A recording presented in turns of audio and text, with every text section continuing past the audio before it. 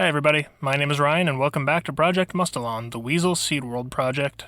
Before we get into the main topic of this episode, I just have a couple of announcements I'd like to make. First off, I want to say thank you guys so much for sticking with the series so far. These videos have been a lot of fun to make, and I love reading all the positive comments and helpful feedback you guys have been giving. And because I appreciate you guys so much, I'm going to be as transparent as I can be with you. This episode might be the last one I'm able to make for a while. The fall semester is right around the corner, and so I'm about to have much less free time to dedicate to Mustelon. Rest assured, though, I'm not going to stop working on the series altogether. I'm just going to be uploading a lot less frequently. One plan I have is to create a series of shorts highlighting different individual species or habitats of Mustelon. And don't worry, they'll all be new species. I won't just be recycling clips of previous episodes. Plus, I'll try to update as regularly as I can to both my Patreon and my Instagram. So I also plan to use the time between uploads to really sit down and map out my long-term goals for this project, including future time periods, cladograms for all the different species and families, and even experimenting with different ways of drawing these creatures. Don't get me wrong, I do love the look I've been using so far, but it's not the most time-efficient, and rendering all of those little hairs individually can get pretty tedious. This look won't go away entirely, though. And speaking of new looks for drawings, I recently updated the map of the world of Mustelon. I wanted it to have more visual appeal, and I even added 2 new biomes, mountains and a desert.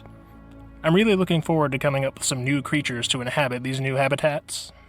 Alright, now that that's out of the way, let's get on with the show. The Arctic regions of Mustelon are a harsh, unforgiving environment. Freezing temperatures and a lack of substantial vegetation for many parts of the year make it difficult for any creature to survive.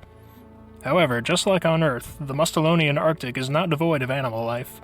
The few species that are able to survive here have undergone many changes and adaptations to suit the otherwise inhospitable landscape. The first species we'll be looking at today is Nivictus glacialis, the snow badger. As the name suggests, these badgers have adapted to a life of burrowing into deep snow to seek shelter and hunt for prey. Like most badgers, they're solitary hunters and fiercely territorial. The harshness of the Arctic environment has made these badgers extra resourceful. Rather than eating everything they catch, snow badgers will often store their kills in an underground larder of sorts in a hidden spot in their territory.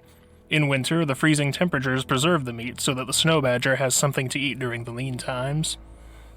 The most common prey item you're likely to find in a snow badger larder is Neocynomus albitus, the tundra dog. While they may appear unremarkably similar to their prairie dog ancestors, these hardy rodents have learned to survive where others like them could not. During the Arctic spring and summer, families of tundra dogs will store seeds and plants in their own underground storage to prepare for the long winter ahead. When winter arrives, tundra dogs do slow down their metabolisms to hibernate, but they are occasionally awoken by outside forces. When they do wake up, they eat portions of the food stock before nestling back down to sleep again. It's not just the smaller animals that have adapted to the cold, though. Stalking the expanses of the open tundra is one of the largest predators to appear on Mustelon thus far. Uloleon arcticus, the Arctic lurcher, is a slightly larger cousin of the more southerly plains lurcher. These hulking hunters have evolved into a niche somewhere between that of a Siberian tiger and a polar bear. Prey can be hard to come by in their habitat, and so they tend to be pretty diverse with what they hunt. Their preferred prey is large grazing herbivores, but they rarely turn down small prey like the tundra dogs or even the snow badgers. And they've even been known to catch fish when such an opportunity arises. One of the lurcher's preferred prey items is Rhinomarmota borealis, the scraper. Slightly larger relatives of the bruisers, the scrapers have evolved a very different kind of keratinous nasal structure. Similar in appearance to the forward-curving horn of Ionosaurus, scrapers use their horns to scrape away snow and find vegetation underneath. This prevents them from having to stick their faces into the freezing snow. While male scrapers are usually solitary animals, females will travel together to protect their young from predators. Another large herbivore on the tundra is Velocicervus borealis, the runaboo. These northern cousins of the common runaroo and long-necked runaroo have evolved several adaptations for surviving the cold, such as smaller ears to prevent too much heat loss, wide nostrils to warm the air they breathe before it enters their lungs, and of course, thick, shaggy coats of fur that insulate them so well, snow that falls onto their bodies won't melt. During the brief summer months, runaboo eat fresh grasses and spend time raising their young and building up their strength for the winter ahead. They move in herds consisting of hundreds of individuals. During especially cold weather, adults will huddle together to conserve body heat, always with their young at the center of the group to keep them warm and prevent predators from having easy access to them. While Runabu and their cousins are certainly some of the most striking mouse descendants on Mustelon at this time, there is another mouse descendant on the tundra with a very different lifestyle and body plan. Suimus arcticus, the snow shoveler, belongs to a group of mice that split from the Runaru lineage many millions of years ago. They may not look like much, but these resourceful rodents are true survivors. While they do graze like the Runabu, using their long, semi-flattened snouts to sift through the snow to find vegetation, the snow shoveler is more of a generalist feeder. During the summer, their most common food is plants, roots, and tubers. During winter, however, they tend to shift gears towards a much more omnivorous diet. Hibernating tundra dogs, Runabu that have collapsed from exposure or starvation, and the leftover kills made by Arctic lurchers are all on the menu for this opportunist. Having such a widely varied diet gives the snow shoveler a serious edge when it comes to surviving in the Arctic. Definitely a lineage to keep an eye on. However, these mice are still prey themselves. One predator they must keep an eye out for is Cryomastella albimanis, the northern maned wackal. Relatives of the crested wackal, the maned wackal has taken the hairstyle of their family to another level. In addition to providing extra insulation from the cold, their manes can be lowered and raised at will, similar to the mane of an aardwolf or a striped hyena. Like most wackals, they live in family units and use teamwork to chase down and kill large prey like the Runabu, but of course they'll take any meat they can find in the winter. Some lone individuals who have yet to establish their own territory have been known to follow around Arctic lurchers and scavenge the leftovers of whatever kills they make. The lurchers aren't exactly fond of their wackal shadows, but generally tolerate them if they keep their respectful distance, especially when eating. While these predators make their living on land, another hunter makes its living in the freezing Arctic Sea. Marilutra polaris, the northern fluker, is the reigning monarch of Mustelon's coldest waters. Short but dense waterproof fur, as well as an insulating layer of fat, provides these otters with protection from sub-zero temperatures on the water.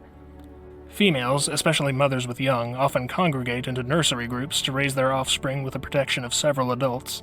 Males, however, live separately from these groups and are chased away if they get too close. Males are not generally solitary, though.